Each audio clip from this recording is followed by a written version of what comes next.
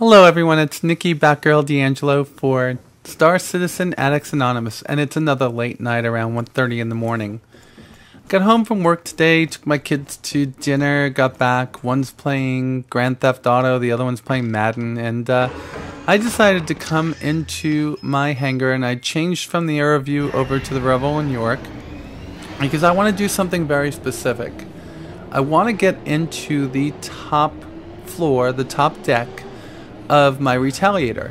Now, the issue here is that you can't get up the ladder. Some people are jumping on the torpedo and glitching through the floor from the one torpedo into the upstairs. I've done that, but failed to record it.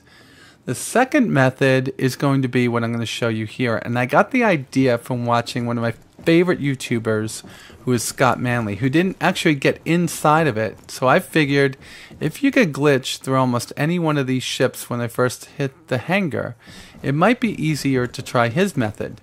So let's see what his method was. Okay, we're going to go jump up into this elevator and go to the top floor. I skipped a little bit of the video. We're standing in front of all my wonderful models. Just to give you an idea where it is, I put the Retaliator into the center one of the hangar bays or landing pads, and I'm going to go over here to the two couches, and I'm going to go situate myself into the back corner over here. Alright, and I'm going to show you how not to do this first. You run, you jump, and then you don't move, and I do, and I hit the wrong area of the ship and I came down.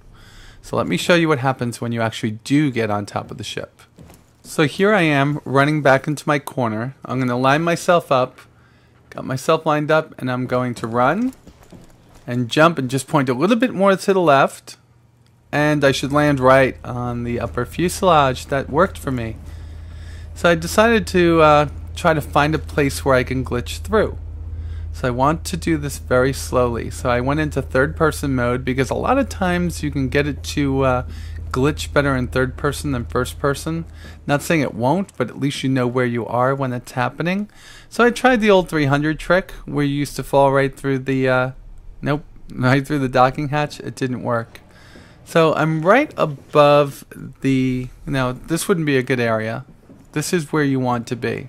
This is the upper deck. You can see the 1, 2, 3, 4 spots for the, I guess they're the escape pod / sleeping modules, and this is the top turret. So somewhere between that top turret and those escape pods I should be able to get in. So I decided to walk this way a little bit and I started to glitch. Did you see that? I fell right through and found an area to get in. So I walked forward and I tried to glitch in and got in. So this is the upstairs, and like I said, a little bit anticlimactic, very confined, very small. No eating place, no shower for everybody else. It really is a very task-oriented vessel with not a lot of living space in it. There's a lot of workspace, a lot of things to hold, like over here, that's your armory. This is where you sleep. But there's not a lot of personal space on the ship. It really does remind me of a submarine, sans the galley. I think that's a couple of things that people get asked for, but come on, this is a game, and I don't know how many people are actually going to have meals aboard a ship like the Retaliator. But who knows? Maybe the modular system will allow that. So you got skylights up here, a lot of good detail. You got 6 of the escape pod / habitat modules. Over here, of course, is the armory. If you watch the, I guess it's a trailer for the Retaliator, you'll see that. And I tried to take a look at it a few times for you. This is where I thought there was a co-pilot last night. There is no co-pilot on this ship, which, some people have said, don't be too hard on them, and I won't. But if this was a real vessel, there would always be a co-pilot, a second redundant place to fly the ship from. But this is a fantasy world, and I'll tell you, this is the hottest vessel so far that I own. I can't wait to see what they do with the Constellation to see if it is any better. So coupled with yesterday's video of the downstairs and today's video of the upstairs, this is a pretty intense, amazing ship. I love the skylight up here. I guess if you're floating above a planet, that would be great so you could see below.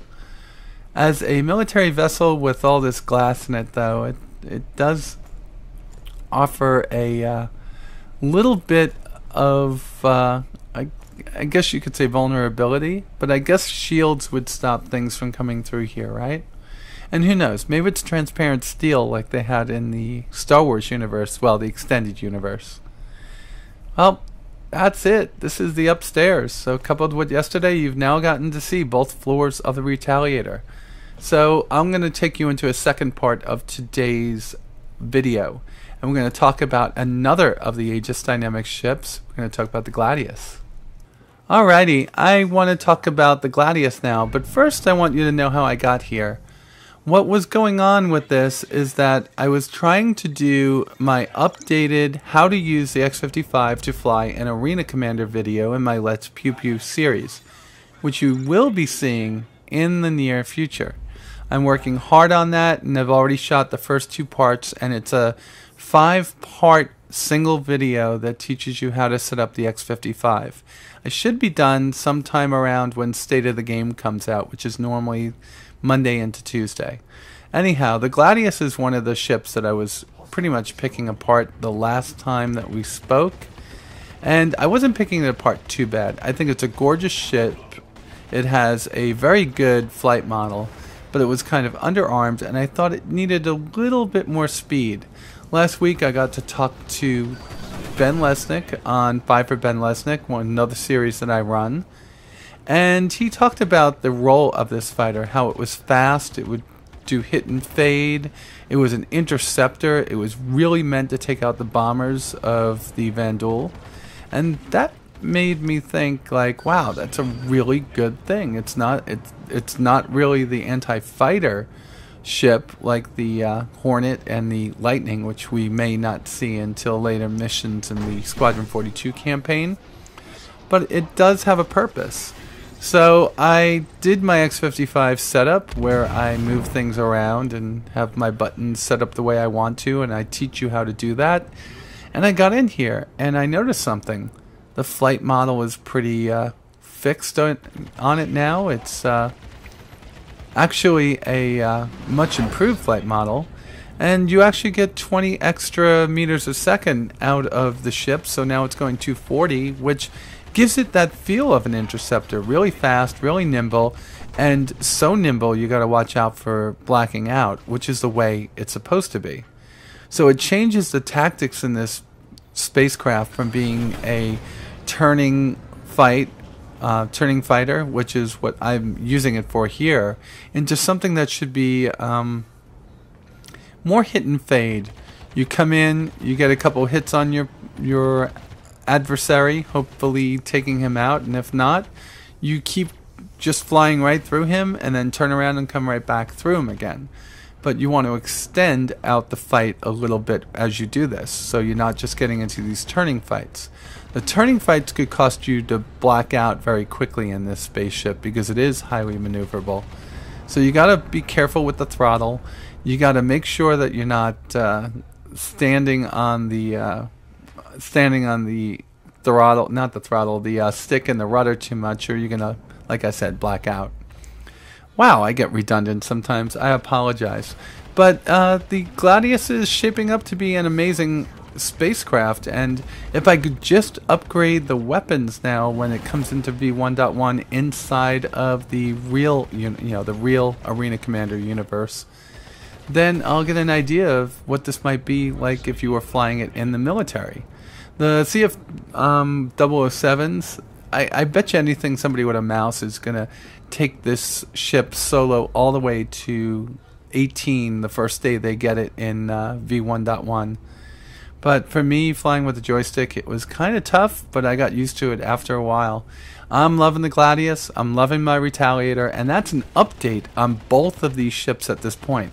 Retaliator, you get to see the upstairs, which is pretty cool.